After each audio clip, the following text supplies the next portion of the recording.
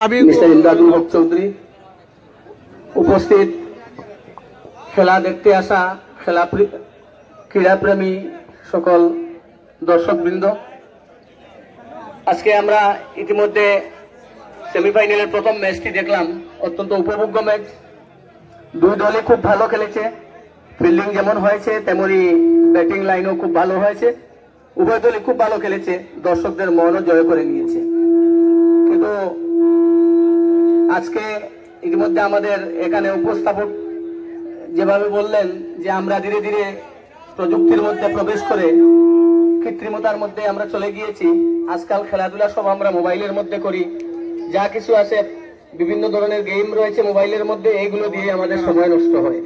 তো আমাদের যে আমরা ছোটবেলায় যেভাবে খেলাধুলা করেছি, শরীর চর্চা করেছি, কিন্তু আজকের যে সময়, এই সময়ে আমাদের যে পরবর্তী যে জেনারেশন রয়েছে, সেই জেনারেশন মাঠ পর্যায়ে খেলাধুলাতে অনীহা প্রকাশ করছে।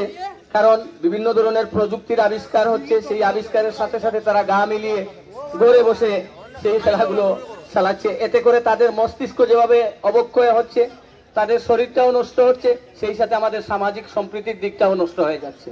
কারণ প্রত্যেকটা মানুষ যখন প্রযুক্তির ভিতরে একবারে প্রবেশ করে, তখন সে নিজেকে আইসোলেটেড করে নেয়। আর সেই আইসোলেটেড হওয়ার জন্যই সমাজের যে সম্প্রীতি, ভ্রাতৃত্ববোধ ইত্যাদি বিনষ্ট হয়ে যায়। তাই আজকের এই অবক্ষয়, সামাজিক অবক্ষয়ের সময়ে মাইজি প্রিমিয়ার লিগের আয়োজকবৃন্দ যে খেলা এখানে আয়োজন করেছেন, অত্যন্ত সাধুবাদযোগ্য, অত্যন্ত ধন্যবাদের যোগ্য। তাই আমরা আমাদের পক্ষ থেকে ওনাদেরকে কৃতজ্ঞতা জ্ঞাপন করছি এই জাতীয় খেলা আয়োজন করার জন্য। এই খেলার সাথে সাথে, এই খেলা আয়োজনের সাথে সাথে যেভাবে দর্শকবৃন্দ এখানে চতুর্দিকে বেষ্টনী করে বেঁধে এখানে রয়েছেন, এখানে আমাদের যে সাম্প্রদায়িক ভ্রাতৃত্ববোধ রয়েছে সেগুলোর যেভাবে উন্নতি হয়, ঠিক সেইভাবে আমাদের মস্তিষ্ক সেইভাবে অনেকটা মস্তিষ্কের উন্নতি হয়। কারণ আমরা একঘেয়েমি থেকে বের হয়ে আসে খেলাধুলা দেখতে আসি, আমাদের মন শরীর প্রত্যেকটাই সতেজ হয়।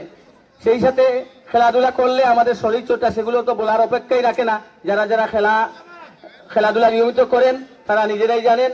তাই আমি আমার উপস্থিত দর্শকবৃন্দ সবাইকে বলবো, আপনারা সবাই এই জাতীয় খেলার আয়োজন করেন, সমাজ গঠনে আপনারা এগিয়ে যান। খেলাধুলাই একমাত্র পারে সামাজিক সম্প্রীতি রক্ষা করতে, খেলাধুলাই পারে আমাদের সমাজের ভ্রাতৃত্ববোধকে এগিয়ে নিয়ে যেতে। তাই এখানে আর বেশি বক্তব্য না রেখে আমার বক্তব্য এখানেই শেষ করছি। জয় হিন্দ। অসংখ্য ধন্যবাদ।